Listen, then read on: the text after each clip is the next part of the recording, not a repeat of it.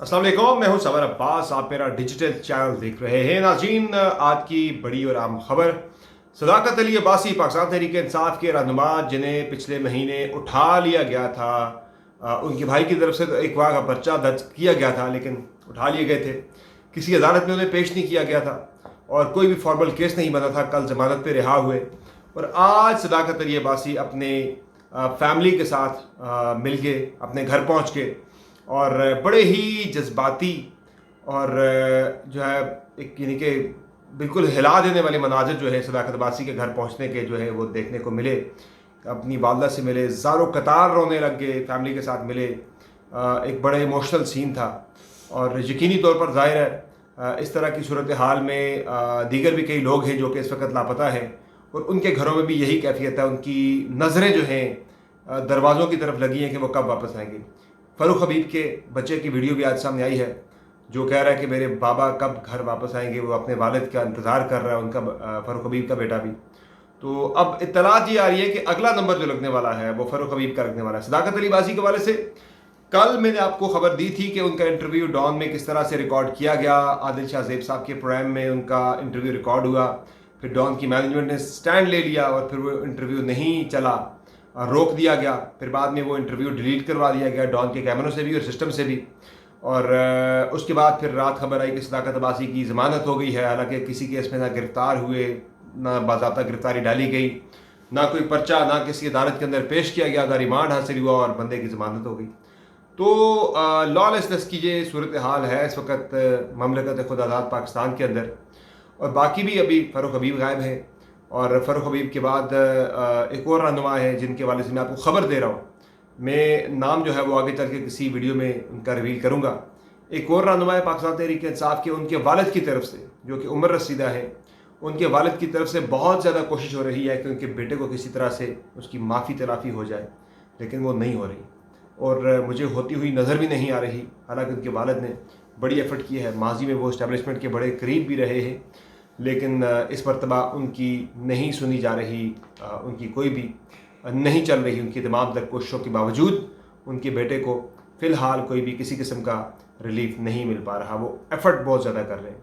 बाकी एक वीडियोज़ का सिलसिला पाकिस्तान तहरीक इंसाफ की तरफ से शुरू हुआ है, जिसमें कल फिरदौस शमीम नकवी साहब ने वीडियो जारी की थी कि कुरान पाक पे हाथ रख के हल्फ जो है वो उठाए जा रहे हैं कि इमरान खान ने हमें कभी भी, बल्कि पर्टिकुलरली 9 मई के वाक़यात की पादाश में हमें वो कुरान मजीद पे हाथ लगा के हल्फ उठा के कस्में खा रहे हैं। जिसमें कल पहली वीडियो आई थी फिरदौस शमीम नकवी की, फिर उसके बाद अली बिन गंडापुर की वीडियो आई है, हमाद अजहर की वीडियो आई है, कराची से अताउल्लाह की वीडियो आई है, दीगर रहनुमाओं की वीडियो जो है वो आने का सिलसिला शुरू हो चुका है कि वो कुरान मजीद पे हाथ लगा के हल्फन ये कह रहे हैं कि हमें इमरान खान ने नहीं कहा किसी किस्म के वायलेंस का, किसी इदारे के ख़िलाफ़ जो है एहतजाज करने का या किसी इदारे के अंदर घुस के तोड़ फोड़ करने के वाले से हमें इमरान खान ने ऐसी कोई भी तरगीब नहीं दिलाई। तो बाकी जनाब जो PTI के मामलात हैं उसमें एक ख़बर आपके साथ ये शेयर करता चलूँ। ये बड़ी अहम ख़बर है, बड़ी इंपॉर्टेंट ख़बर है। मैं इस पर काफ़ी पिछले कई दिनों कई हफ्तों से बात कर रहा हूँ कि इमरान खान को इस वक्त अपनी ज़िंदगी के सबसे कठिन, मुश्किल और दुश्वार और चैलेंजिंग किस्म के सूरत हाल का सामना है कानूनी महाज पर। अब ऐसे में उनकी जो कानूनी टीम है, लीगल टीम है, वो आपस में एक दूसरे के साथ उलझ पड़ी है।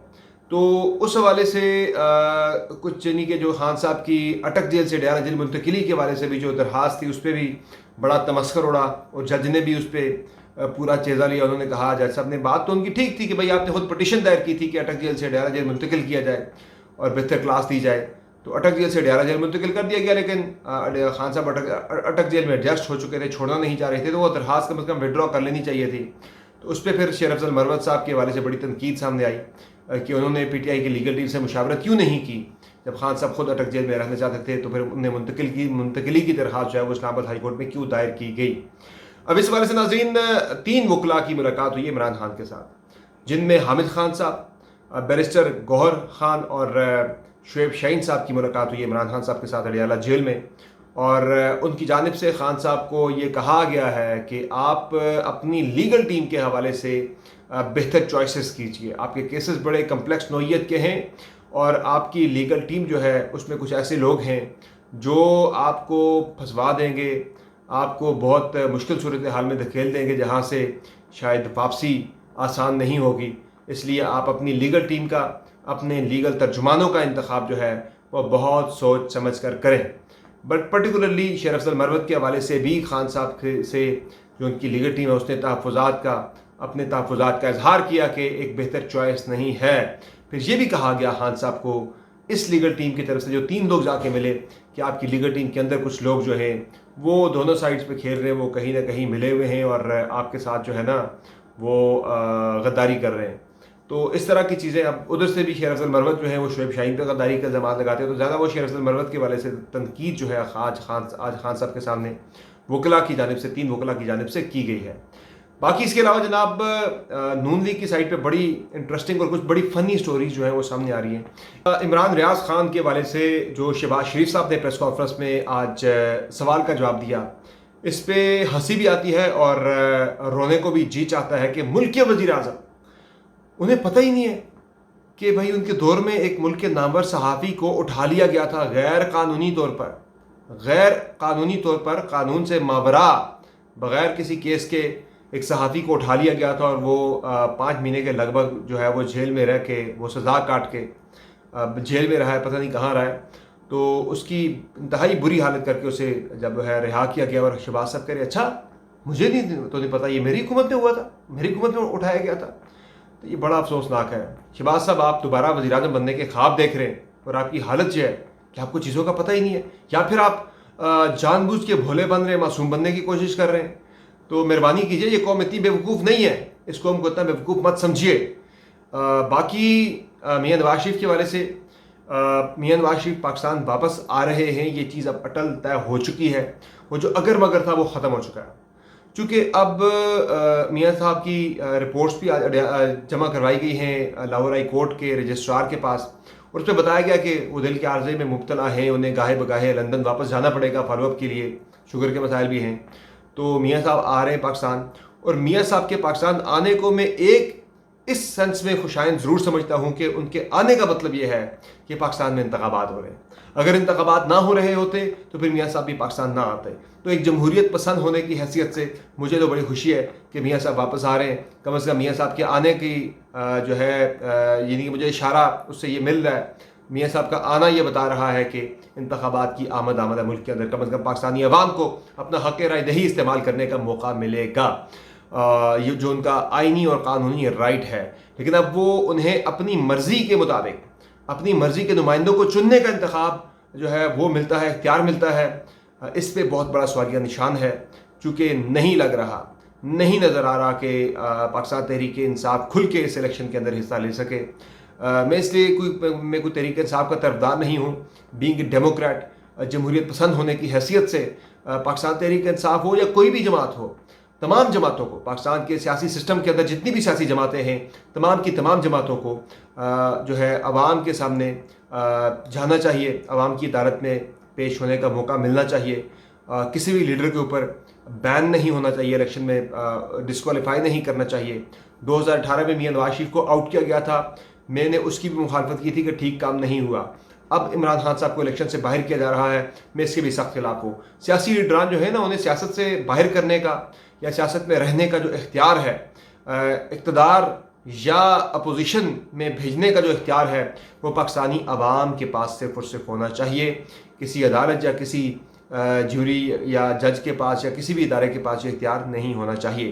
باقی اس کے علاوہ شاہد حقان عباسی کی پریس کانفرنس ہونے والی ہے جناب اگلے 1-2 روز کے اندر، اور وہ مسلم لیگ نون سے باضابطہ طور پر الگ ہونے والے ہیں. میاں نواز شریف کے ساتھ ان کی جو ملاقات تھی لندن میں، اس میں کافی 2 گھنٹے کی ملاقات میں کافی باتیں ہوئی ہیں، اور اب وہ PMLN کے اندر مزید رکنے والے نہیں ہیں.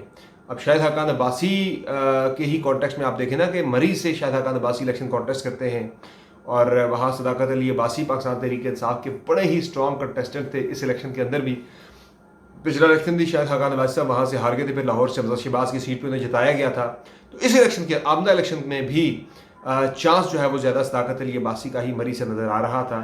لیکن اب دیکھیں صداقت عباسی کے ساتھ جو ہوا، جو میں نے مناظر ان کے دیکھے، مجھے نہیں لگتا کہ وہ الیکشن کے اندر حصہ لیں گے. پہلے غائب ہوئے، پھر تائب ہو گئے.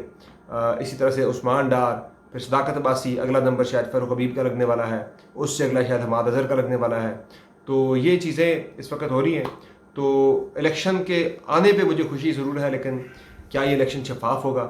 میرے ذہن میں بہت زیادہ ڈاؤٹس ہیں، میرے ذہن میں بہت زیادہ سوالات ہیں، اور ان سوالات کا جوابات شاید الیکشن کمیشن آف پاکستان کے پاس بھی نہیں ہے، کہ جس نے الیکشن کروانا ہے، جس کا یہ دعویٰ ہے، جس کا آئینی ذمہ داری ہے کہ صاف، شفاف اور غیر جانبدارانہ انتخابات کروانے ہیں، وہ شاید خود بھی یہ نہیں کروا سکے گا.